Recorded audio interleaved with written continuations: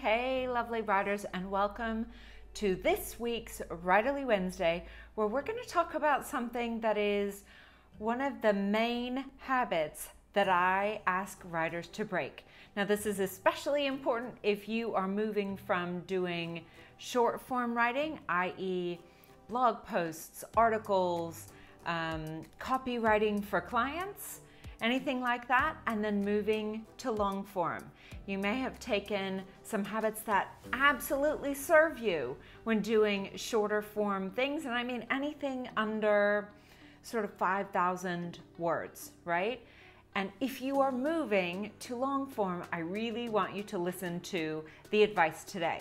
So that's it today. If you like today's video, please hit the like button and then go ahead and hit that bell, subscribe so that you find out every time I'm uploading a new video.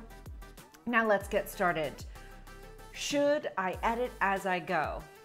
That's the question, right? Here's my answer. No.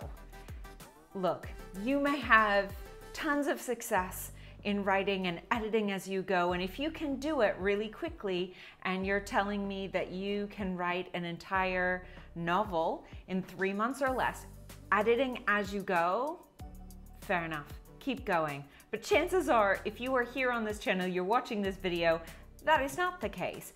You may be taking twice, 3 times, 10 times as long as you need to because you are editing as you go. And let me tell you, I understand it's a really hard habit to break, but it's the one I really want you to challenge and to break if you can. So here are my top 3 reasons why editing as you go is really what's slowing you down, okay? Reason number 1, it stops your flow, right? You're going along and then maybe your internal editor interrupts you and says, hey, that's the wrong word. And so you say, fair enough, internal editor, let me go change that. And then you get stuck editing and crafting the perfect sentence. You got that sentence down. And then you're like, oh, wait a minute. Where's my character gone? I've got the sentence, but now my character is gone. And you may have stuffed the rest of your writing session for that day. Nobody needs that, and it needn't happen to you, right? This is why we don't edit as we go. One piece of advice, if your internal editor is particularly loud, is write a note right there in the margin, or write a text next to you. Use your post-it notes if you need to say, that's the wrong word, thanks so much. I'm noting that down, I get it, totally the wrong word, I want to change that. I'm just going to move forward now. Thanks so much. Most of us are living on really tight time frames, right? We're having trouble scheduling in everything that we want to schedule in. Fair enough. I want you to make the most of your writerly time, and this is one way that you'll do it. So it stops your flow. Don't do that. Number 2, it's inviting further self-critique. So when we listen to our internal editor, and if you've been here before, you will know that I say, please make friends with that internal editor. However, we don't want to get caught up in a long conversation. We want to say, thank you so much. I've got that advice. I'm going to keep going. If you stay with this thought of, that's wrong, or I've just spent several sessions writing something and I know it's not right, let me go back and fix it all before I move forward, you're gonna get caught in that push-pull. And that's really gonna take your mindset, that confidence about your connection to your story way down. The best scenario would be to recognize that something's feeling off and decide where you'd like to go instead. Whether that means you're skipping ahead a few scenes because you feel more connected to a scene a few scenes ahead, or you just start writing with whatever revelation, whatever feeling you've got, you start writing with a new intention from now. You can make a mark in your manuscript so you can go back to it. But please, whatever you do, I encourage you to not get into a drawn out back and forth self-critique, especially about your first draft, okay? I'm talking about first drafts here, but it can carry on with second, third, fourth drafts as well. Please don't encourage more conversation. Simply say, I've got it. I understand that's not feeling well. Let me move on to something that does feel good in the moment. This is going to maximize your writerly session. Okay, and the third reason that I say do not edit as you go is maybe the easiest one to see what I'm talking about, and that is you're just doubling up on your editing.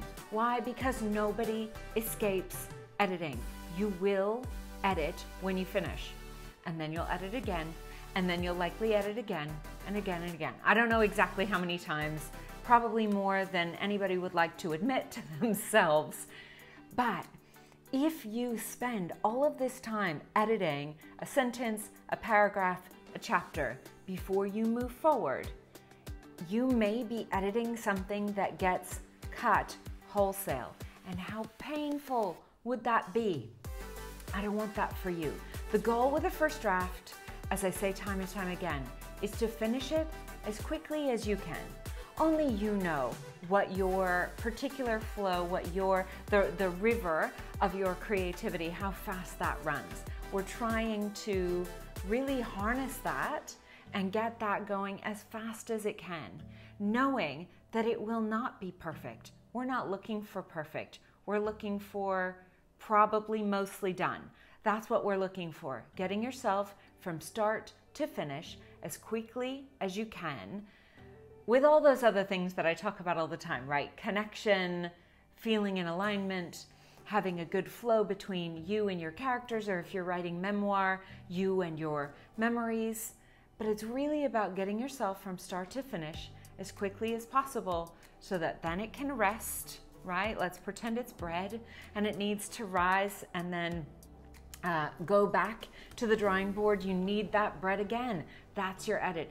If you are spending so much time editing as you go, it is going to double, triple, or even maybe 10 times the amount of time you are going to take on your manuscript. I don't want that for you. You will come up with an absolutely beautiful manuscript. I would say even if, not despite, but even if you are having tons and tons of editing.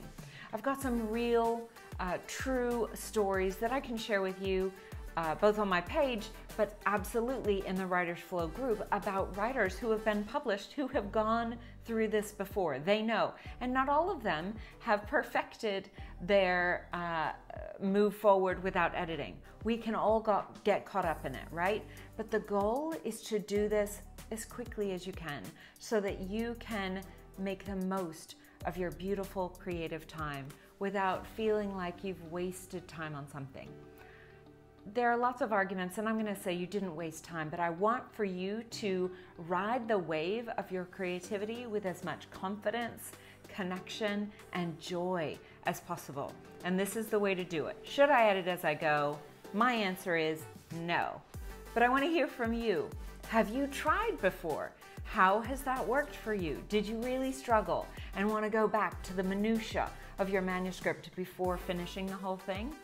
I would love to hear from you. As always, I will be back on as many Wednesdays as possible to give you writerly tips and tricks. We're really going to focus a lot more on mindset this year. But if you have any questions you want me to address, please in the comments, or you can email me, Anjanette@storyislife.com. Until next time, I hope you have a beautiful writerly week. Bye, writers.